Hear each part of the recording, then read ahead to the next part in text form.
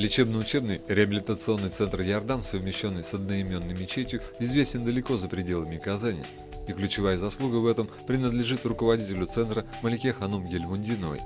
Это единственный в странах СНГ центр, в котором незрячие и слабовидящие могут изучить рельефно-точечный шрифт Брайля на 3 языках – русском, татарском и арабском.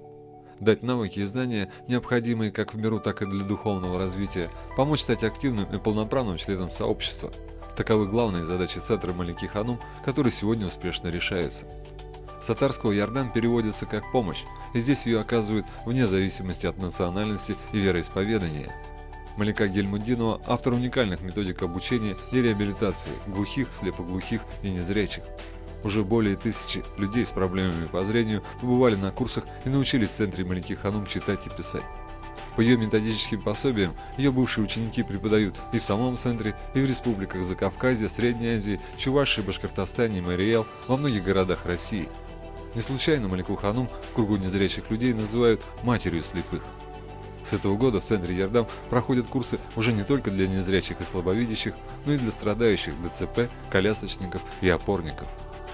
Посвятив себя служению людям с ограниченными физическими возможностями, Малика Ханум Гельмундинова стала еще и приемной мамой для 10 сирот с различными патологиями и заболеваниями. Их дом под названием «Семейный очаг» находится недалеко от Казани, и свою новую маму дети ждут и радуются ее возвращению с работы. А кроме руководства центром «Ярдам», Малика Ханум принимает активное участие в жизни сообщества. Руководит женским деловым клубом для мусульманок, ездит в исправительные учреждения для женщин, организует детские лагеря отдыха и проводит благотворительные акции. Просветительская и благотворительная деятельность Малики Ханум отмечены как на государственном уровне, так и среди мусульманского сообщества.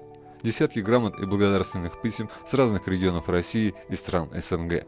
Малика Ханум Гельмундинова сегодня для многих служит примером человека, посвятившего себя социальному служению.